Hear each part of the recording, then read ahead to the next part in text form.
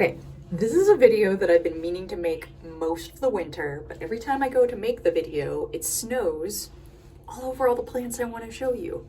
What video am I talking about? It's about winter interest. Specifically, the title of it I've been thinking of is What's Hot When It's Not? Hot outside.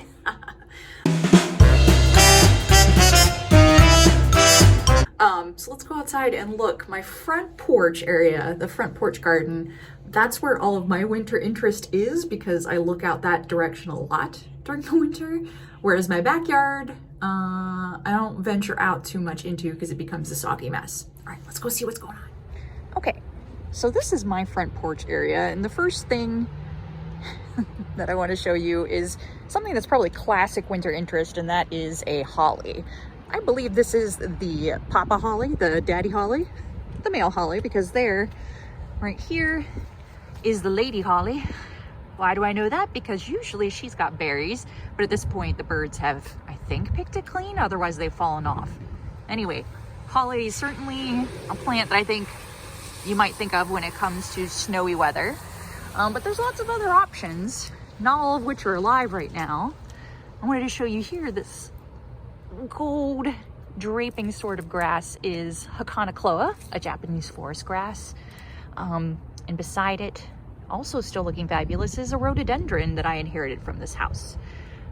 If your eyes are real sharp, you can see a completely different color being introduced here in these violets, which is my coral bells, or heuchera, that I planted as an edger. They look like this most of the winter, but they'll pop up with bright new leaves in the spring. And here's a hydrangea, not looking too floriferous, but it's still a pretty good piece of structural interest. All right, past our girl holly. Over here, I've got some blue fescue or blue festucia. Shoot, I'm gonna have to check. I'll put it on the screen to get it right. But these guys keep this lovely blue sheen all year long, and they hold up to even the coldest winters around here in Michigan. Here is a shrub that I inherited with the house that I didn't really know anything about. I had to look it up. This is called Oregon grape, or I believe mahonia. In the spring, these little florets will be a bright yellow pollen. It'll have a nice sweet smell. It actually does make little grape-shaped berries as the summer goes on. But right now, it's just got what I think is a lovely color variation over what looks like holly-like leaves. It's not a holly, but it does have these sort of sharp serrated edges, but in places it gets kind of more of an auburn mahogany cast, and that looks pretty good all season long. And actually, since it's been warm, I think that is why we're starting to see some buds all of a sudden. Let's see here. It's a little sprawling, but this is my little lime hydrangea, and while you can take these guys in for winter decor inside the house, these dried flowers, I think they look pretty cute out here too. So that's something you can think about for winter interest. Let's see. You might see the silvery threads of the leaves of dianthus or carnation. More heuchera or coral bells swooping around here. So we got a nice combination of reds and greenish blues. Then, of course, my spruce here is just doing just fine. This is juniper, sorry. Juniper, a star juniper, still looking really pretty. And then the final one that kind of surprised me is this lavender. This is all lavender through here. I'm surprised because lavender really likes hot, dry, sunny locations in the summer. Like, the hotter and drier the better. So I wouldn't have thought it to be a great winter interest plant, but it's held up through freezes, thaws, heavy snows, looking good. Yeah, so that's the pretty stuff that I have to look outside my window. I mean, I could do some better landscaping here. I'm still working on pulling up the landscape rock and the drop cloth from the original owners, because it just isn't my look. But anyway, that's just a couple little elements that I think about as far as like what makes my front yard interesting in the winter. All right, so thus concludes my really short video on winter interest, aka what's hot when it's not. why should you care about winter interest?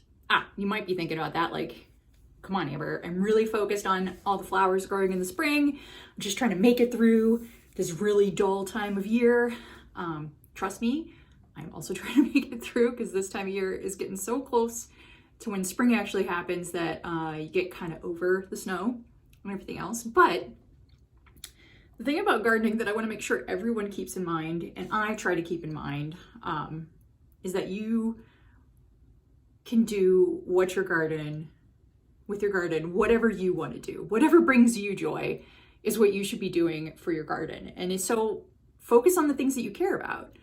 For me, I do care about winter interest. I like being able to look out my windows, specifically my front windows, because that's where our dining room is, and be able to see something pretty that looks pretty even when it's covered in snow outside or when everything's a muddy, slushy mess.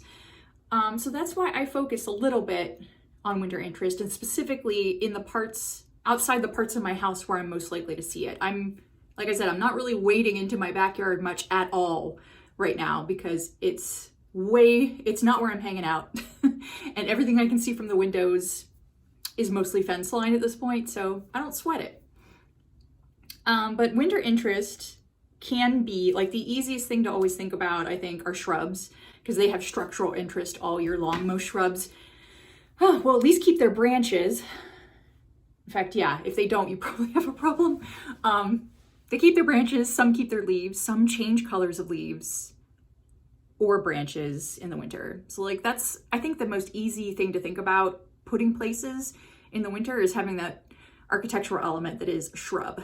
But like I wanted to show you today, there are some perennials that even though they go to sleep in the winter, they still look really fascinating. Like the forest grass, the Haconocloa still has this lovely draping texture and this light tawny brown color. The heuchera, that's like a superstar in my garden because it's really hard to kill heuchera, but they do also maintain some color in the winter and are one of the first things to pop out in the spring for me. But the lavender, that's the one I really wanted to show you because I was really surprised about it. Like that, they look pretty darn good like the entire winter long. And that's really nice to have that interplay of browns and bluish greens and reds. Like having some variety of color is really nice, along with having those interesting structural elements that come from your shrubs. Doing like a little dance, but that's what's gonna look interesting outside. It's not gonna be about your sense of smell. It's not gonna be about beautiful blossoms, but there's still something about this time of year that can be really special. Anyway, that's the latest. As always, if you like what you're hearing and you like the content, please like and subscribe this video so that you can stay up to date. We're getting so close. So close to seed starting season. I have put out my tables for seed starting next to my sunny windows. I have my seeds.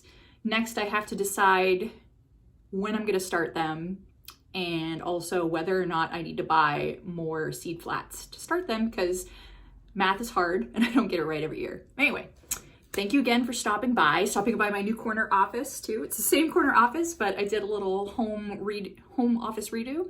So if you like that, let me know. I can always tell you more about how I went about that. Cause yeah, slow time in the garden, but it's gonna pick up soon. All right, thanks for stopping by. Talk to you later.